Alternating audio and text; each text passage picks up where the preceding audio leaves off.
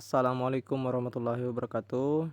Perkenalkan, nama saya Muhammad Arif Fadilah dengan nomor induk mahasiswa 2131401007, Teknik Pertambangan. Di sini saya akan mempresentasikan tugas PowerPoint pengantar komputer dosen pengampu Bapak Fahruz Zaki, SSI, MT.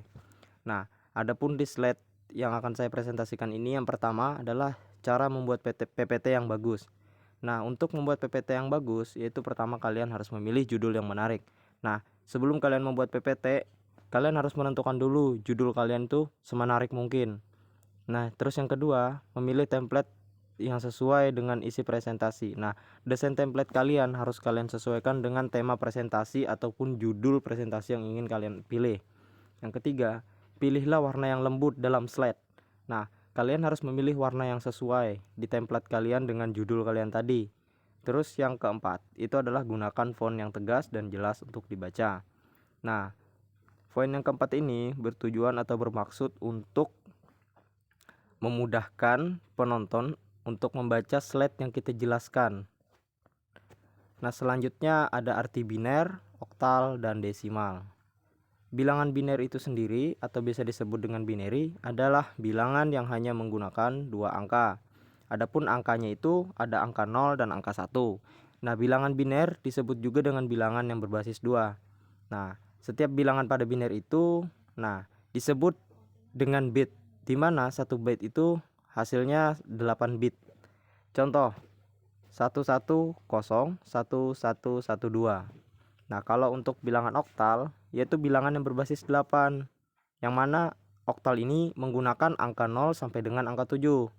Nah, kalau untuk bilangan desimal atau bilangan yang menggunakan 10 angka, nah angkanya itu dimulai dengan angka 0 sampai dengan angka 9. Nah, dengan cara berturut-turut. Nah, setelah angka 9 itu, maka angka selanjutnya yaitu adalah angka 10, 11, dan 12 sampai seterusnya. Bilangan desimal sendiri itu bisa disebut juga dengan bilangan yang berbasis 10. Contoh 17, 1, 0. Nah, di slide yang selanjutnya ini ada tabel heksadesimal. Di situ bisa kalian saksikan sendiri, ada contoh tabel desimal, biner, oktal, dan heksadesimal. Nah, untuk di sampingnya itu ada contoh soal, yang mana contoh soal desimal ke biner, ada contoh soal biner ke heksadesimal. Nah, di sini saya mengambil contoh dari desimal ke 55 kami ubah ke biner, yang mana hasilnya itu 110111. Nah, kalau untuk heksadesimal sendiri, di sini adalah kita mengubah biner tadi ke heksadesimal. Binernya itu 110111. Nah, kemudian caranya kita mengambil 4 angka di belakang, kemudian kita cari di tabel heksadesimal tadi hasilnya berapa. Nah, terus kita mendapatkan hasilnya yaitu 7 untuk 011. Nah, kemudian untuk dua angka di depan untuk dua angka yang tersisa kita tambahkan angka 0 angka 0 sebanyak 2 kali di depannya. Maka dapatlah hasil 0011. Maka itu di tabel heksadesimal hasilnya adalah 3. Maka biner 110111 tadi diubah ke heksadesimal hasilnya adalah 37. Nah, sedangkan pada soal yang 543C atau bilangan heksadesimal itu kita ubah ke biner, bisa kalian lihat sendiri di slide-nya. Nah, sedangkan untuk diubah ke desimal itu hasilnya 21.564. Adapun contoh lain mengenai masalah desimal dan biner tadi, di sini kita mengambil desimal yang 20. Maka desimal 20, nah, sini kan sudah terlihat jelas hasilnya seperti apa. Maka dari itu, untuk menghitungnya, kalian bisa menghitung mulai dari bawah, yaitu 10100.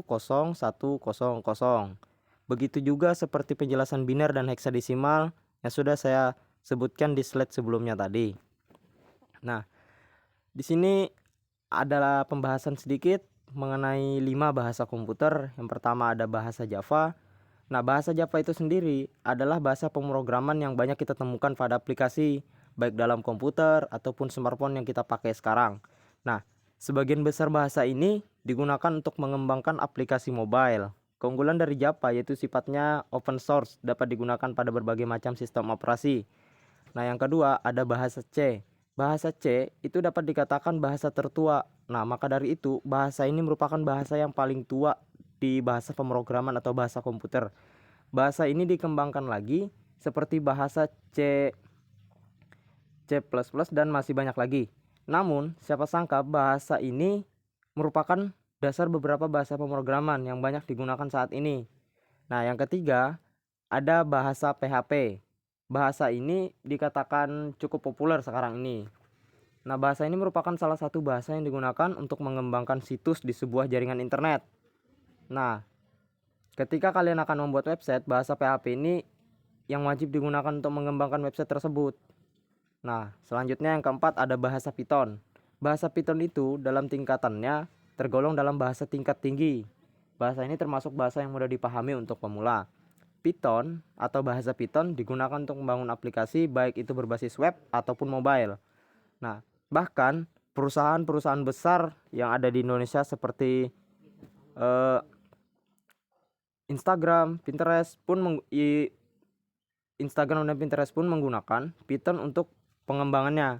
Nah, selanjutnya yang terakhir ada HTML dan CSS.